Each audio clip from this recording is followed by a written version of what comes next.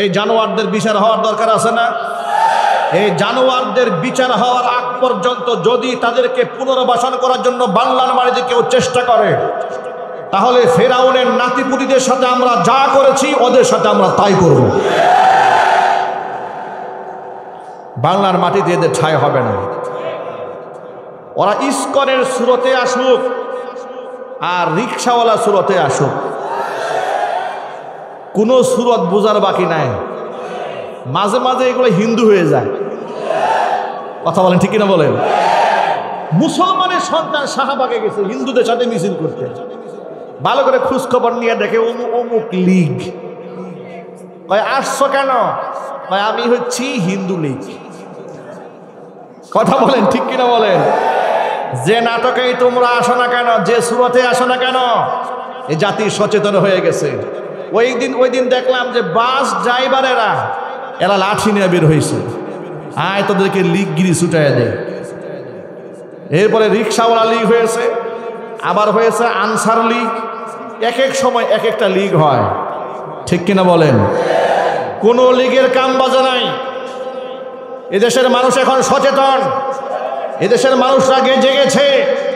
কোনো প্রকার ষড়যন্ত্র করে ওই স্বৈরাচারীকে এই দেশে আর পুনর্বাসন করা সম্ভব হবে না কিয়ামত পর্যন্ত।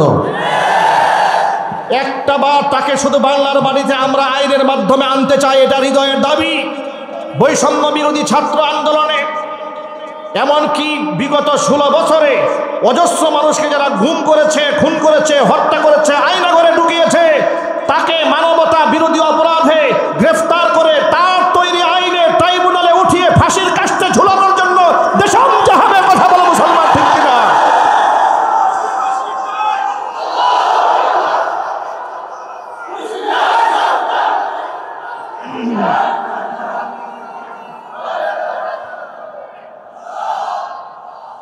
যুবক ভাইয়েরা আমার,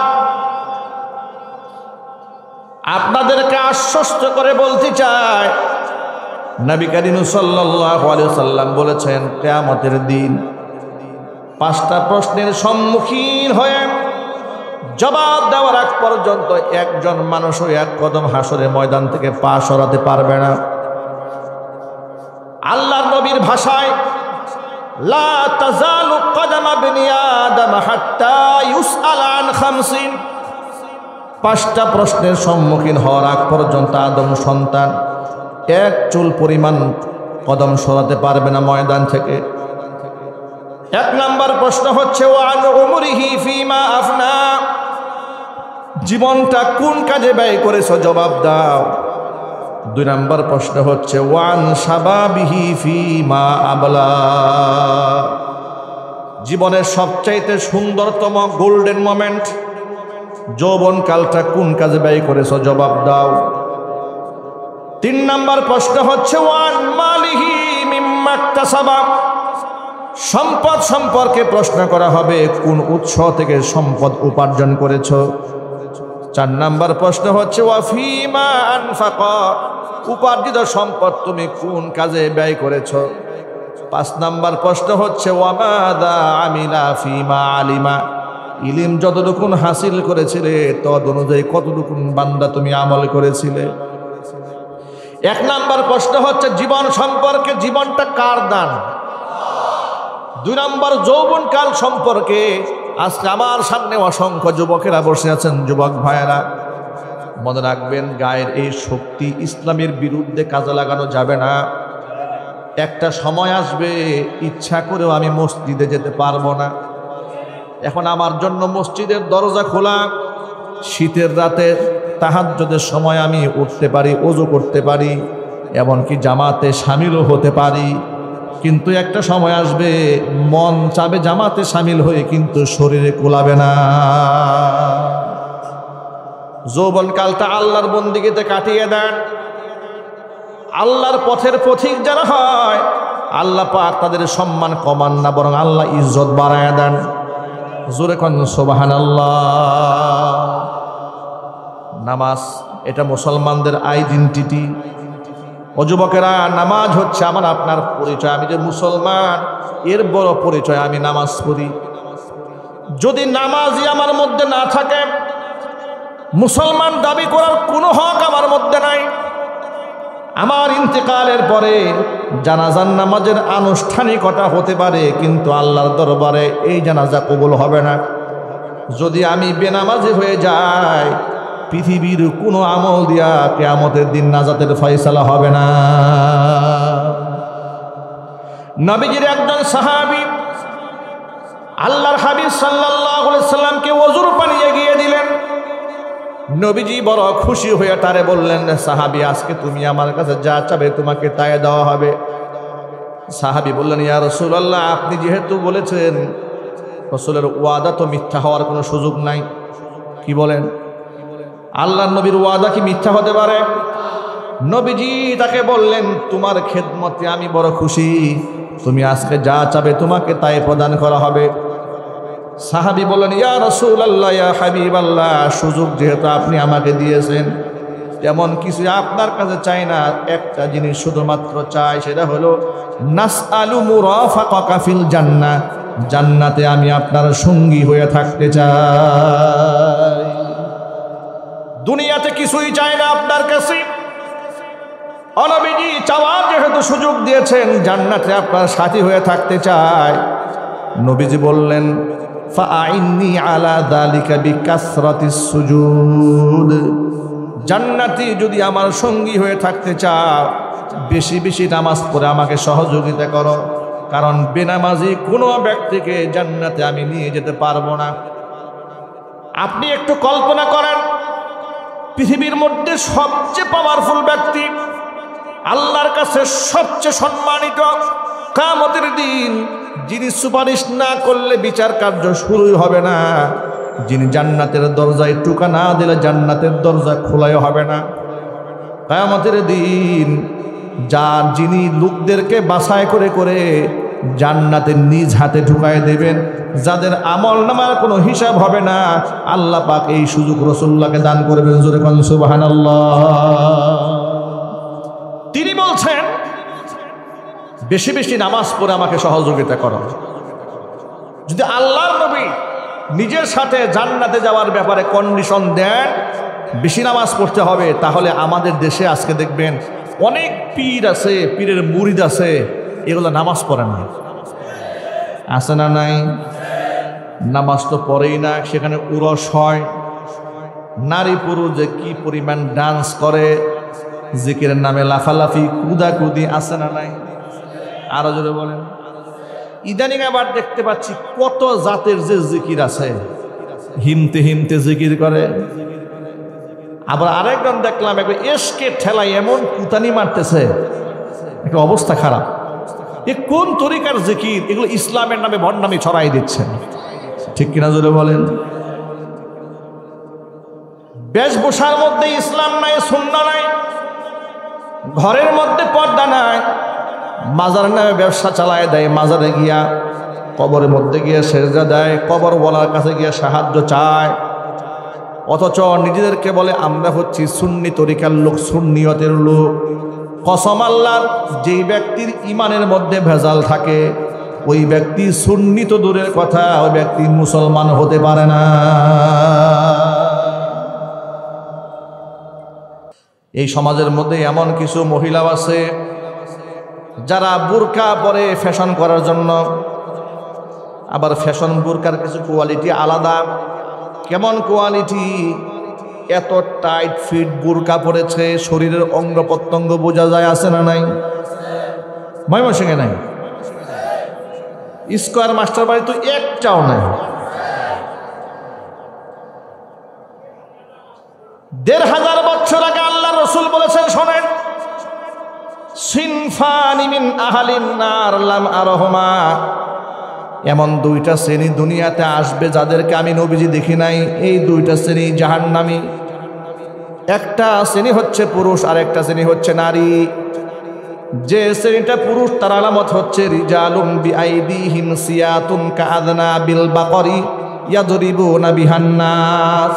এমন কিছু পুরুষরা কিয়ামতের আগে এই দুনিয়াতে আসবে, যে সমস্ত পুরুষরা অন্যায়ভাবে অন্যকে লাঠি দিয়া পিটাবে, মানুষদেরকে মারবে, এর মানে রাজনীতির স্বার্থে হোক আর দলীয় স্বার্থে হোক, লাঠিয়াল বাহিনী গুন্ডা বাহিনী হইয়া দুনিয়ার মধ্যে কাজ করবে, এমন যুবকদের ব্যাপারে ১,৫০০ বছর আগে আল্লাহর নবী ভবিষ্যৎবাণী করেছে।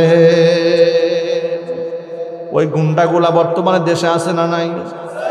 যুবক ভাইয়েরা, আমরা কারো লাঠিয়াল বাহিনী হব না, কারো ক্যাডার বাহিনী হব না, কারো গুন্ডা বাহিনী হব না।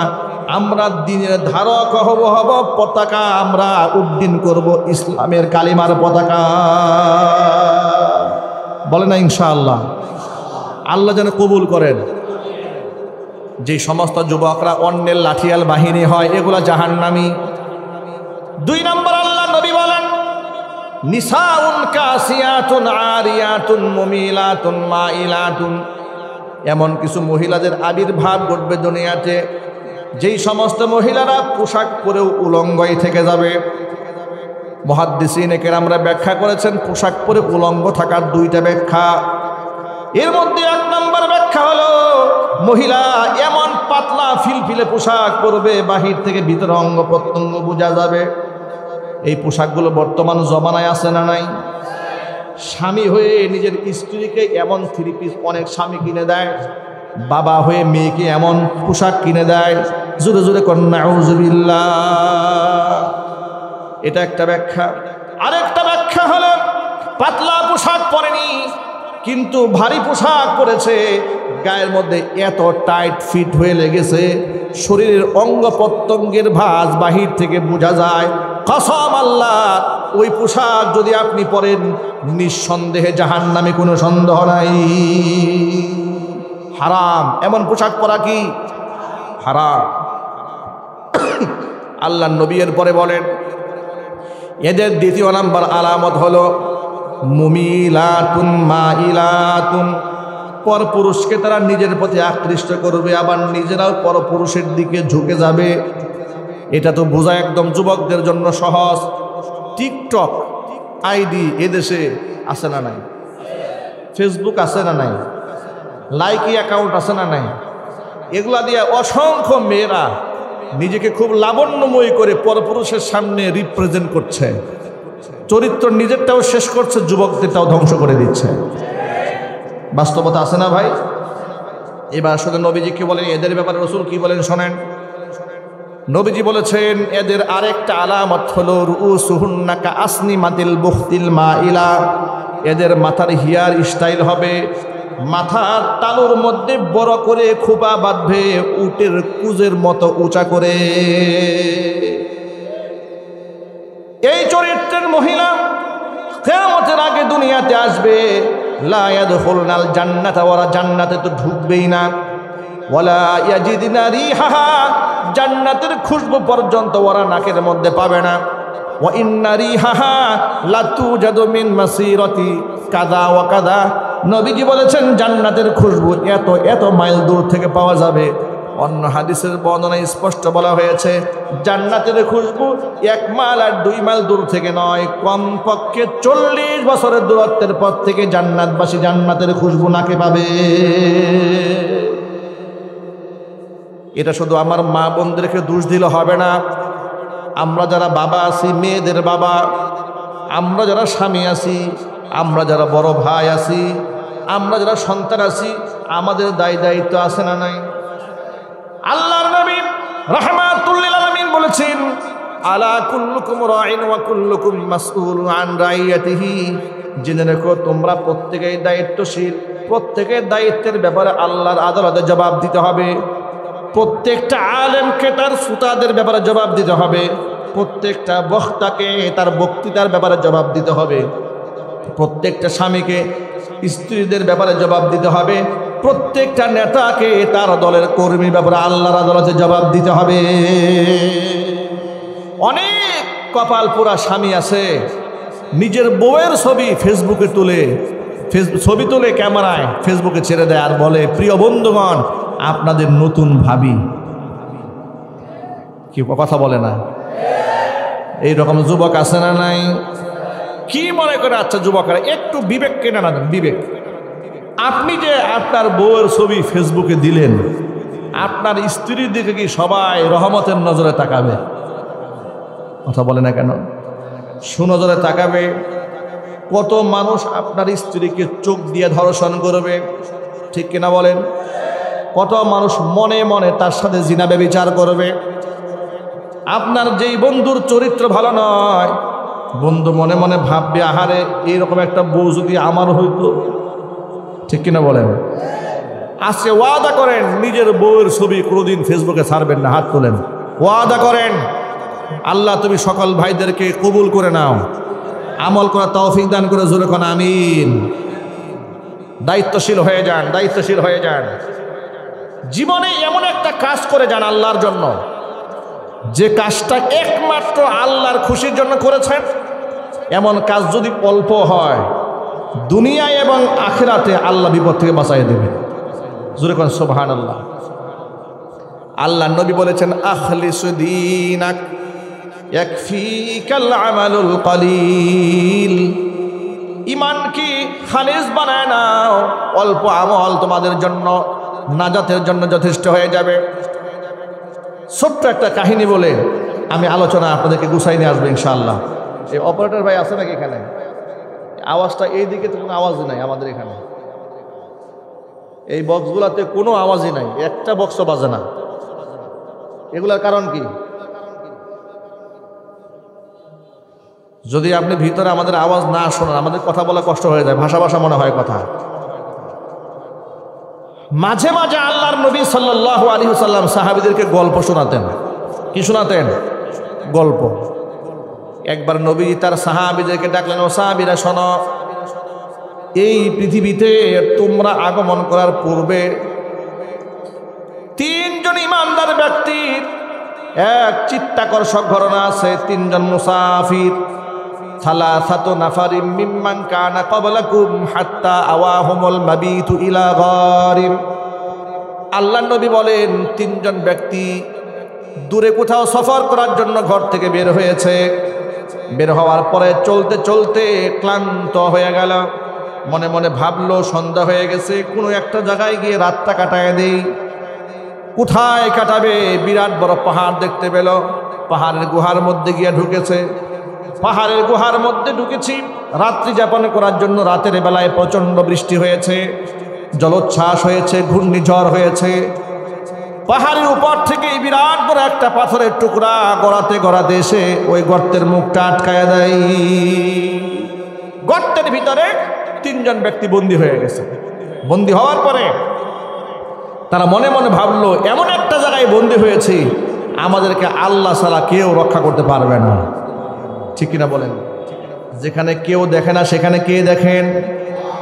যেখানে কেউ শুনে না সেখানে কে শুনতে পান? তিনজন ব্যক্তি নিজেরা পরামর্শ করে বলছে, আজকে আমরা আল্লাহর কাছে নিজের জীবনের শ্রেষ্ঠ আমলের বিনিময়ে দোয়া করব, যাতে করে আল্লাহ রাব্বুল আলামিন আমাদেরকে এই বিপদ থেকে উদ্ধার করে দেন। প্রথম ব্যক্তি আল্লাহর কাছে হাত তুলে বলছেন, রব্বুল আলামিন, আমার ঘরের মধ্যে বৃদ্ধা মা আছে, বৃদ্ধ বাবা আছে। ওই বৃদ্ধা মার বৃদ্ধ বাবার মুখের মধ্যে খাবার তুলে দেওয়ার আগ পর্যন্ত আমি রাতের বেলায় নিজেও খাবার গ্রহণ করি না, আমারও সন্তানদেরকেও খাবার খেতে দেই না। এভাবেই চলতেছিল আমার দিনকাল। হঠাৎ করে একদিন আমি রাতের বেলায় বাড়ি ফিরতে আমার দেরি হয়ে গেল। বাড়িতে এসে দেখি আমার বৃদ্ধা মাটা ঘুমায় গেছে। আমার বৃদ্ধা মাটা ঘুমিয়ে গিয়েছে, এমনকি আমার বৃদ্ধ বাবাটাও ঘুমিয়ে গেল। খাবার নিয়ে বাড়ি ফিরলাম। সন্তানেরা ক্ষুধার্ত দাঁড়িয়ে আছে খাবার খাওয়ার জন্য। সন্তানরা বলতেছিল, আব্বা জান, প্রতিদিন দাদা দাদিকে আগে খাবার খাওয়ান, আজকে যেহেতু দাদা দাদি ঘুমায় গেছে আমাদেরকে আগে খাবার দেন। লোকটা বলল, রব্বুল আলামিন, আমি আমার সন্তানদের মুখে খাবার দিলাম না, বরং সারা রাত খাবার নিয়ে বাপ মার শিয়রে দাঁড়িয়ে থাকলাম। সকালবেলা বাপ মার ঘুম ভেঙেছে, বাপ মাকে আগে খাবার দিয়েছি, এরপরে সন্তানদের মুখে খাবার দিয়েছে। জোরে কোন আল্লাহু আকবার। ব্যক্তি দোয়া করে বলছে, রব্বুল আলামিন, একমাত্র তোমার খুশির জন্য যদি এই কাজটি আমি করে থাকি, মেহেরবানি করে আজকের বিপদ থেকে আমাদের বাঁচিয়ে দাও। নবীজি বললেন, আল্লাহর কাছে দোয়া করতে দেরি হয়েছে, কবুল হতে দেরি হয় নাই, সাথে সাথে আল্লাহ তাআলা পাথরটাকে কিঞ্চিত পরিমাণ দূরে সরিয়ে দিয়েছে। কিন্তু যতটুকু সরেছে বের হওয়া যাবে না একজনের। এবার দ্বিতীয় ব্যক্তি আল্লাহর কাছে হাত তুলেছে, রব্বুল আলামিন, আমি একজন সম্পদশালী ব্যক্তি, আমার বাড়িতে দিন মজুরেরা কাজ করত। একবার বেশ কিছু লোকেরা আমার বাড়িতে কাজ করেছে, সকলকে টাকা দিয়ে আমি বিদায় করে দিয়েছি। সকল মানুষ বিদায় হয়ে গেল, উজরত দিয়ে বিদায় দিলাম, পারিশ্রমিক দিয়ে বিদায় করে দিলাম, কিন্তু একজন ব্যক্তি পারিশ্রমিক না নিয়ে চলে গেল। গরিব মানুষের হক নিয়ে বড় পেরেশান হয়ে গেলাম, গরিবের টাকা পয়সা আমি কেমনে কি করব, অস্থির হয়ে গেলাম, বড় পেরেশান হয়ে গেলাম। পরে চিন্তা ভাবনা করি ওই টাকা দিয়া আমি একটা ছাগল কিনলাম, ছাগল থেকে বাচ্চা হলো, ওটা বিক্রি করে আবার গাভিন কিনলাম, গাভিন থেকে বাচ্চা হয়ে গেল, ওটা বিক্রি করে উট কিনলাম, উট ভেড়া বকরি দুম্বা দিয়ে বিরাট বড় ময়দান ভরে ফেললাম। দীর্ঘদিন পর ওই ব্যক্তি আমার বাড়িতে এসে বলল, ভাইজান আপনার কিছু, আমার কাছে কিছু টাকা ছিল আপনার কাছে, পাওনা টাকা, এগুলো দেন। আমি তখন বললাম, এই যে মরু প্রান্তরে অনেক ভেড়া বকরি দুম্বা দেখা যায়, সব তোমার টাকা নিয়ে যাও। লোকটা অবাক বিশ্বাস আমাকে জিজ্ঞেস করলো, আতাস্তাহাজিউ বি, তুমি কি আমার সাথে ঠাট্টা মস্করা করো নাকি? আমি পাইলাম সামান্য কিছু টাকা, আর তুমি আমাকে দেখাই দিচ্ছ বিরাট উট ভেড়া বকরি দুম্বা। বলে হ্যাঁ, এসব তোমার টাকা দিয়ে আমি তোমার জন্য প্রস্তুত করে রেখে দিয়েছি, সব নিয়ে চলে যাও। ব্যক্তি সবগুলো সম্পদ নিয়ে চলে গেল, কিছু রেখে যায় না। আল্লাহ, এই যে আমি কাজটা করলাম, যদি একমাত্র তোমার খুশির জন্য করে থাকি, আজকের এই বিপদ থেকে আল্লাহ তুমি আমাদের বাঁচাইয়া দাও। জোরে বলেন সুবহানাল্লাহ। আমার যুবক ভাইয়েরা, এবার সর্বশেষ তৃতীয় নাম্বার ব্যক্তি আল্লাহর কাছে হাত তুলে বলুন, আল্লাহ, আমার একজন সুন্দরী চাচাতো বোন ছিল, আমি যার প্রেমাসক্ত ছিলাম, যার প্রেমে আমি আসক্ত ছিলাম, বহুবার তাকে কুপ্রস্তাব দিয়েছি, সে রাজি হয় নাই। সর্বশেষ এলাকার মধ্যে দুর্ভিক্ষ দেখা দিল, এলাকার মানুষের পেটে খাবার নাই, পকেটে টাকা নাই, ক্ষেত খামারে ফসল নাই। কিন্তু তখনও যেহেতু আমি সম্পদশালী মানুষ, আমার বাড়িতে টাকা ছিল, আমার ঘরে টাকা ছিল, আমার সেই বোনটা আমার কাছে সাহায্যের জন্য হাত বাড়িয়ে বলছে, ভাইজান ফ্যামিলির লোকজন না খেয়ে আছে, কিছু সাহায্য করেন। আমি এই সুযোগটা কাজে লাগাইলাম। আমি আমার সেই সুন্দরী বোনটাকে, চাচাতো বোনটাকে বললাম, টাকা তোমাকে দেব, সহযোগিতা অবশ্যই তোমাকে করব, কিন্তু যে প্রস্তাব দিয়েছিলাম ওই প্রস্তাবে তোমাকে রাজি হয়ে যেতে হবে। বোনটি নিরুপায় হয়ে প্রস্তাবে রাজি হয়েছে। আমি তাকে 100 দিনার বা দিরহাম দিয়ে দিলাম। দেওয়ার পরে নির্ধারিত সময় আমি আমার সেই চাচাতো বোনের সান্নিধ্যে গিয়েছি। যাওয়ার পরে কোনো বর্ণনার মধ্যে এসছে, ফা জালাস্তু, আমি যখন বসলাম, বাইনা রিজলাই হাত, তার দুই উরুর মাঝখানে বসেছি। আমি যখন আমার হীন স্বার্থকে চরিতার্থ করার জন্য তাকে স্পর্শ করেছি, আমার বোন আমাকে বলছে, ইত্তাকিল্লাহ, আল্লাহকে ভয় করো। সুবহানাল্লাহ বলেন। আপনি চিন্তা করতে পারেন, একটা নারী কত দিনদার হলে, কত ইমানদার হলে, কত পরহেজগার হলে, তার এমন কুকর্মের সময় সে সতর্ক করে বলছে, তুমি আল্লাহকে ভয় করো। আল্লাহ জিনা ব্যভিচারকে হারাম করেছেন, অবৈধ যৌন মিলনকে আল্লাহ তাআলা হারাম করেছেন, তুমি আল্লাহকে ভয় করো। এ কথা শোনা মাত্র লোকটি বলছে, আমি আমার বোনের কাছ থেকে উঠে আসলাম, তাকে যে 100 দিনার দিয়েছিলাম সেটা আমি ফেরত নেই নাই। পৃথিবীর এই ঘটনা কেউ জানে না, আল্লাহ এই ঘটনা তোমাকে একমাত্র আমি জানালাম, তুমিই জানো, তুমি এর সাক্ষী। আমি এটা যদি একমাত্র তোমার খুশির জন্য করে থাকি, আজকের বিপদ থেকে আল্লাহ তুমি আমাকে উদ্ধার করো। আল্লাহর হাবিব সাল্লাল্লাহু আলাইহি ওয়াসাল্লাম বলেন, ব্যক্তি দোয়া করতে দেরি হয়েছে, আল্লাহর কাছে দোয়া কবুল হতে দেরি হয় নাই। সাথে সাথে আল্লাহ পাক ব্যক্তির দোয়াকে মঞ্জুর করে পাথরটাকে পরিপূর্ণ সরায় দিয়া 3 জন ব্যক্তির জন্য রাস্তা আল্লাহ উন্মুক্ত করে দিলেন। জোরে বলেন সুবহানাল্লাহ। আমার ভাইয়েরা, আপনাদের কাছে আমি এই ঘটনার মাধ্যমে বোঝাতে চাইলাম, যদি আল্লাহর খুশির জন্য বান্দা কোনো কাজ করে, বিনিময় শুধু পরকাল পাবে তা নয়, দুনিয়াতে বিপদে পড়লে আল্লাহ তাআলা বিপদ থেকে বাঁচাইয়া দিবেন। এই জন্য যা করব কার খুশির জন্য করব? সবাই বলে না কার জন্য করব? সব আল্লাহর জন্য করব। আর ঈমান এবং দৃঢ়তার সাথে আল্লাহকে বিশ্বাস করব এমনভাবে, আমার হেফাজতের মালিককে, ব্যবসায় বরকত দেওয়ার মালিককে, আমার হায়াতের মালিককে, আমার মৌতের মালিককে। এ কথাটা শুধু মুখে বললে হবে না, এটা অন্তরে এমনভাবে গেঁথে ফেলতে হবে, যদি আমাকে জবাইও করে আমি জবাই হতে রাজি আছি, কিন্তু ঈমান বিক্রি করতে রাজি নাই। আজকে এই সিচুয়েশনে বাংলাদেশে ঈমান রক্ষা করা বড় কঠিন হয়ে দাঁড়িয়েছে, কথা বলতে হবে, ঠিক কিনা বলেন?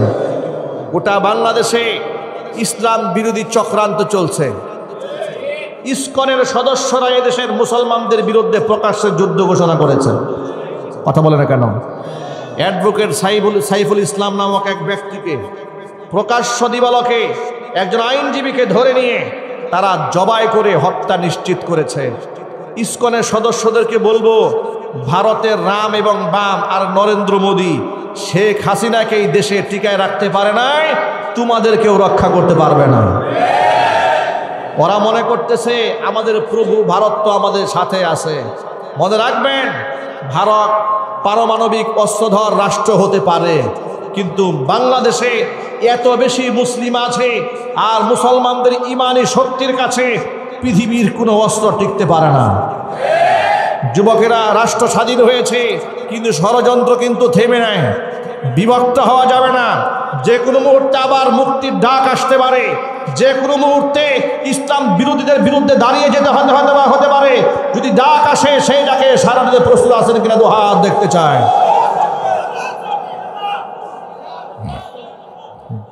যুবক ভাইরা আমার, সেই ডাকে সাড়া দেওয়ার আগে নিজের ঈমানকে নবায়ন করতে হবে, ইনশাল্লাহ বলেন। ঈমানকে মজবুত করতে হবে না ইনশাল্লাহ?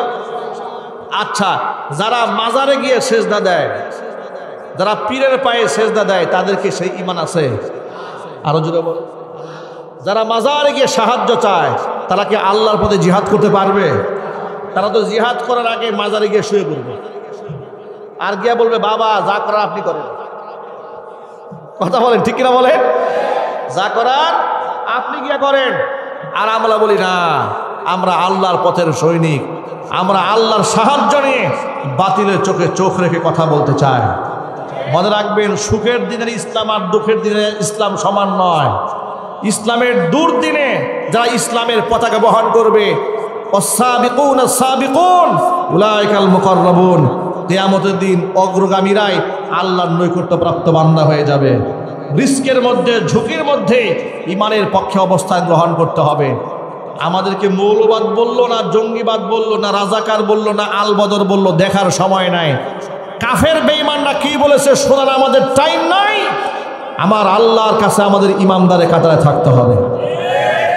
পারবেন যুবকরা? পারবে ইনশাল্লাহ। আল্লাহ যেন কবুল করেন, জোরে কোন আমিন।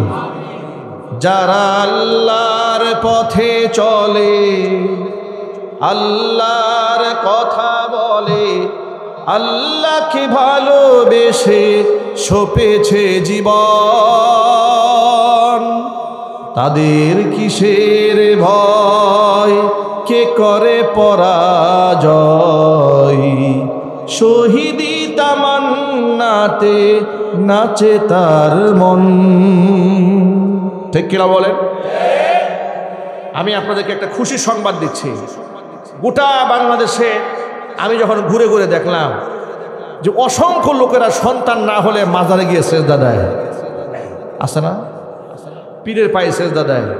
তখন বেশ কিছু দোয়া আছে, সন্তান না হলে যে দোয়ার আমল করলে আল্লাহ সন্তান দান করে। এমন কিছু আমল আছে যে আমল করলে ঋণের বোঝা আল্লাহ হালকা বানায় দেয়।